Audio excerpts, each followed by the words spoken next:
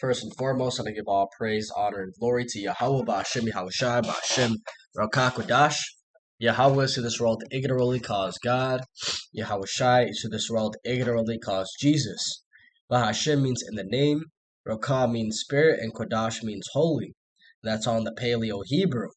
Also, I'm going to give double honors to the outer bishops and apostles of Great Millstone that taught me this truth.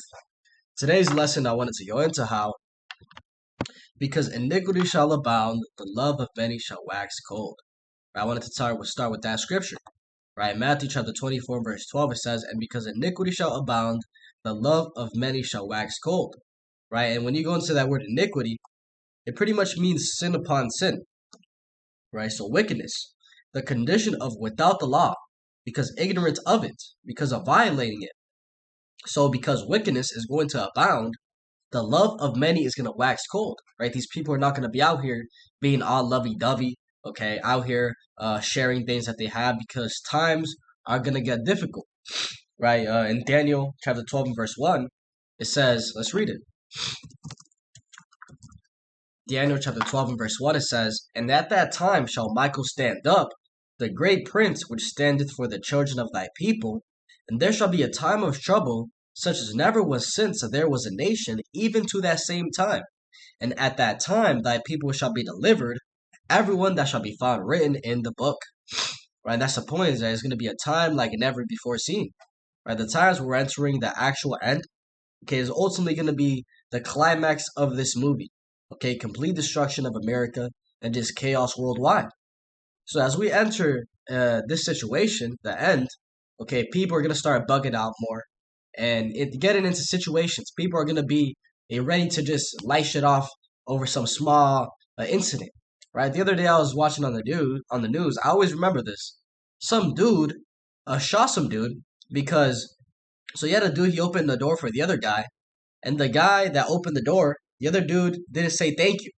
And that guy's like, why didn't you say thank you? And they got into a whole drama over that, and the dude ended up popping the dude that didn't say thank you just because he didn't say thank you.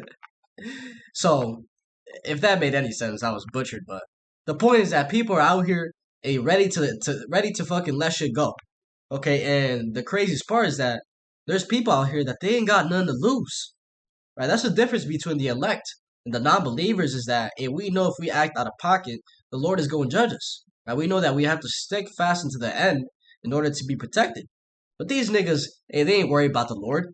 Right? They're worried about their own money. Right? They're worried about bitches. They're worried about getting lit.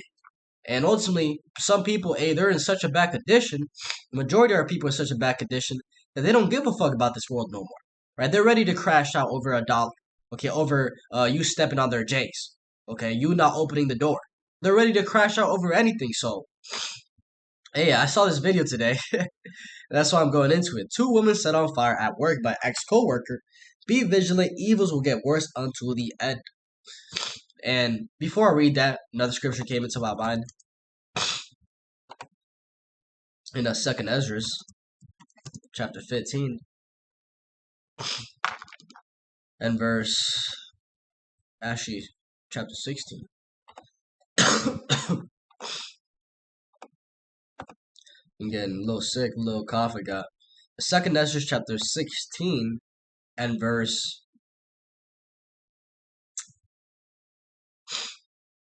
38, it says, as when a woman with child in the 9th month bringeth forth her son, with 2 or 3 hours of her birth, great pains compass her womb, which pains when the child cometh forth, they slack not a moment.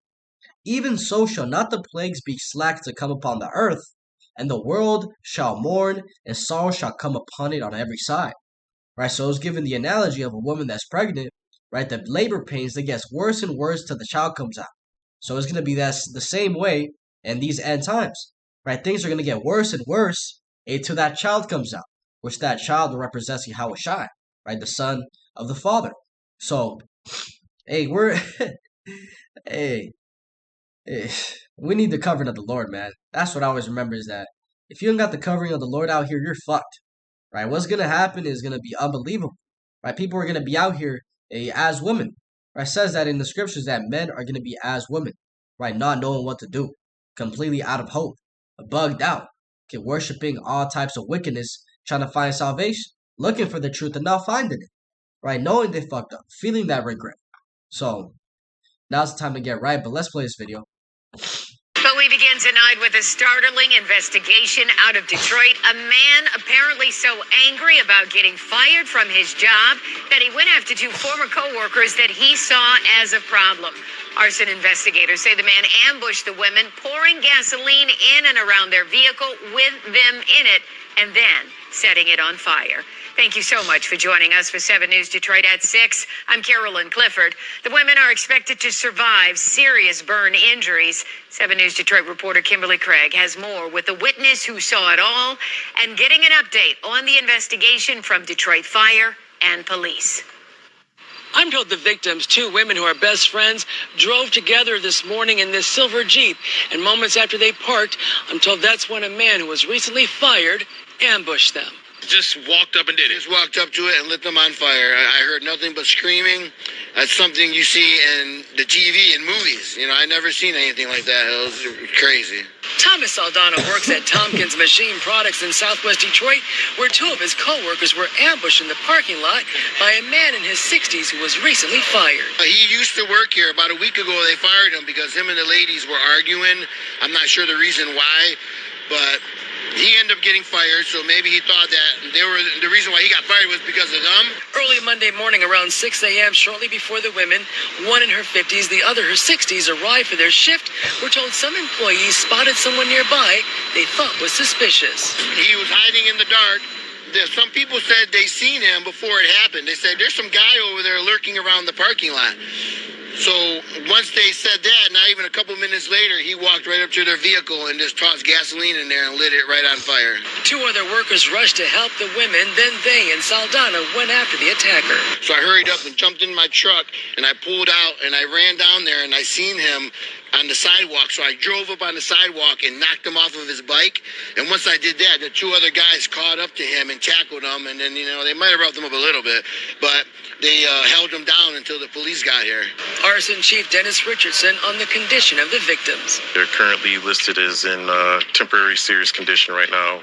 Burns to their upper torso, face, neck and shoulder areas. Detroit Police Chief James White says the suspect could soon be charged with arson and attempted murder. But he got up out of his bed to come here at 5 in the morning to light these poor ladies on fire. I asked Chief White if they had contact with the suspect before.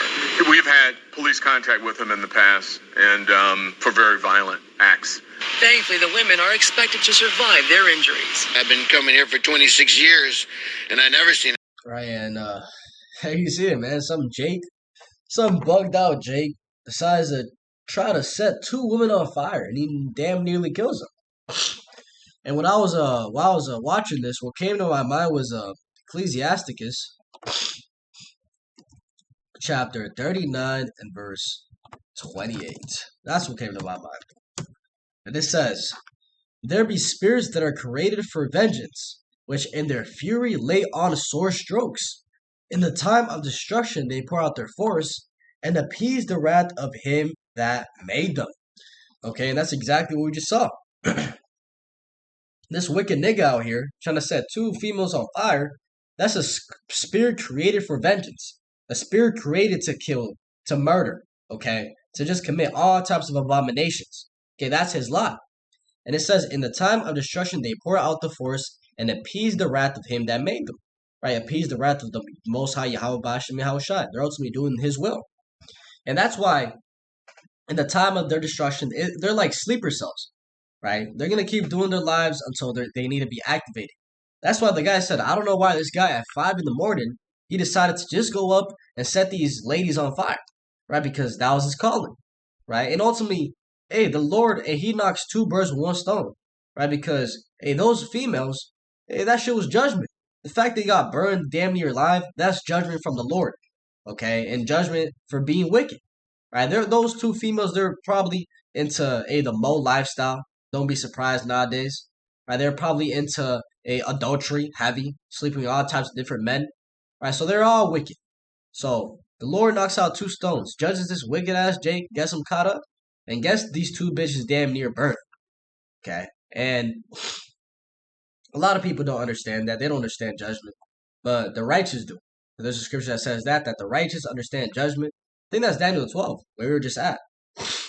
In Daniel chapter 12 and verse.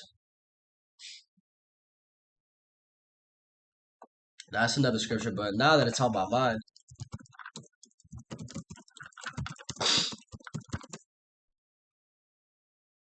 Right. Proverbs chapter 28 and verse 5, it says, evil men understand not judgment, but they that seek Yahweh understand all things. Right. So we understand that, hey, Job said, nobody ever perishes being innocent. So whenever something happens to somebody, it happens on purpose. That's what's supposed to happen to them. Okay. And majority of the time, it's judgment. If it's not judgment, it's chastisement. Going into the Lord putting a trial or tribulation upon you for you to get better. But in this situation, hey, this is judgment. Okay, the Lord was trying to show those two bitches a lesson. So that came to my mind while I was watching the video. And the other thing that came to my mind was this. 2nd Ezra chapter 5. Let's start at verse 1 to get the context. It says, nevertheless, as coming the tokens, behold, the day shall come, that they which dwell upon earth shall be taken in a great number. And the way of truth shall be hidden, and the land shall be barren of faith. Right, we're in that time. Right, a land completely destroyed of faith. Okay, the people here don't believe in Yahweh Bashem Yahushai. They don't believe in following the commandments. Okay, and that's why our people are so destroyed. Right, Hosea chapter 4 and verse 6. My people are destroyed for a lack of knowledge. Because thou hast rejected knowledge, I will also reject thee, that thou shalt be no priest to me. Seeing thou hast forgotten the law of thy God, I will also forget thy children. So our people, the reason they're in this condition is because, hey, they don't have no knowledge. They don't have the knowledge of the law, statutes, and commandments and how to conduct themselves. Okay, and ultimately that's part of the curses. The Lord said he was going to scatter us, put us under other nations, and make us forget who we are and worship other gods. So that's the ultimate reason why we're in this condition. But what I was reading, it says, but iniquity shall be increased above that which thou seest, or that thou hast heard long ago. Right, going into wickedness is going to increase. But the point I want in verse 8, it says, there shall be confusion also in many places, and the fire shall be often set out again, and the wild beasts shall change their places, and menstruous women shall bring forth monsters. Okay, and that's exactly what we see nowadays. Okay, with these niggas in the hood, gang banging, okay, and toting that gun, okay, slinging packs, selling drugs, living that lifestyle. Those are fucking monsters, man. Brought forth by menstruous women. Okay? That's part of the curses. Right? This nigga trying to light two females on fire, that's a monster right there. Okay, which is ultimately a product of so-called white men because hey, the reason a lot of Jakes act like that is because of their wicked mother. Right? Their mother, they've been raised up in a single parent household with the mother, and the mother was all wicked as hell. Okay, out here sleeping with different type of men. So that means she has different spirits on her. Okay, all of a sudden she's bipolar. Okay, and always emotional. Okay, taking no accountability. So all those traits that she has, okay, and her son saw that his entire life. Okay, and that's his role model. Okay, so that's why you see all these Jakes out here completely emotional, ready to up the blicky over some dumb shit because they have no self-control. They didn't have a father in the picture to show them how to control themselves. Okay, to show them how to calm down a fire, not just always resort to violence. Okay, because that's the first thing a nigga in the hood is trying to do is, you try me, bro? What'd you say? What'd you say? Always trying to start some shit, never trying to seek peace because they look at peace as weakness, right? And that's completely off, right? What you should be doing is trying to be peaceful with everybody, okay? Because hey, the more what's the word? More peaceful you are, less problems you got. It's as simply as that. Then when I say peaceful, I'm not talking about a pushover either. Right? You always stand your ground if it comes to whatever. Right? If somebody's shoving you, trying to throw hands with you, and you stand your ground. Right? But you should never try to be initiating that. But the point, menstruous women shall bring forth monsters. This is an example of that. And the other scripture I had, one more. Because these women out here, one thing about these women is that, hey, they're completely defenseless. Okay? They're probably in that car screaming, ah, spazzing out, couldn't open the door, you know? And It was all done by one man. Okay, and in these times to come, these women, they're going to quickly realize that all that feminism bullshit that they've been taught by the serpent, okay, the Edomites, the wicked, it doesn't benefit them. Okay, that's not the natural order. Okay, when they're out here in society, okay, when society collapses and they're out here by themselves and they come across a gang of 6 niggas and those niggas start running after her, she's gonna realize I need protection. I can't fight these people. I'm not equal to a man, right? And soon these women are gonna have that rude awakening. That's why it says in Isaiah chapter 13 and verse 12.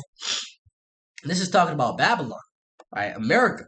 Okay, the judgment on the day of the Lord. This is talking about Babylon here in this current time. It says, I will make a man more precious than fine gold, even a man than the golden wedge of Ophir. Right? And the reason a man is going to be so precious is because the man is going to be the protection. He's going to be able to fight off people if he needs to protect whoever he's with. Right? He's going to have the wisdom of Yahweh Ba'ashem Yahweh Shai because the Lord is directly dealing with the men. Okay? The Lord doesn't deal directly with women. Okay? The Lord, Yahweh, deals with the Yahweh Shai. Yahweh Shai deals with the man. And the man deals with the woman. Okay? That's the righteous order. So that's why a man is going to be precious because that man is going to have divine intervention, divine wisdom from the Lord on what to do and how to conduct and keep everybody in the right mindset. It says, therefore I will shake the heavens, and the earth shall remove out of her place in the wrath of Yahweh of hosts and in the day of his fierce anger. And that's going to happen by the way of those nuclear missiles, right? The earth being moved. Okay, it says the earth is going to reel to and fro like a drunkard. Okay, it's going to be completely shooken. Read Revelation 12. It goes into it, if I remember correctly. It says, and it shall be as the chase roe, and as a sheep that no man taketh up. In Revelation 6 and 12, I meant. It says, they shall every man turn to his own land, and flee everyone into his own land. Everyone that is found shall be thrust through, and everyone that is joined unto them shall fall by the sword. And it says, their children also shall be dashed to pieces before their eyes. Their houses shall be spoiled, and their wives ravished. So, another scripture going into, hey, your children are going to be targeted. Right? Today I was given the situation how, hey, imagine you got your family in, hey, these group of just gangbangers, right, complete degenerates, hey, they enter your house, right, got a gun pointed at your head, they start raping your daughter in front of you. They start raping your wife in front of you. What are you going to do? Right? That's the reality, okay, of what's going to come. Right? Some people are going to have to go through that situation. So, hey, the Lord said he's going to try us. Right? He's going to try us to see if we really believe in him. Okay, so he knows where it hurts. Right? He's going to hit you where it hurts. It says, their houses shall be spoiled and their wives ravished.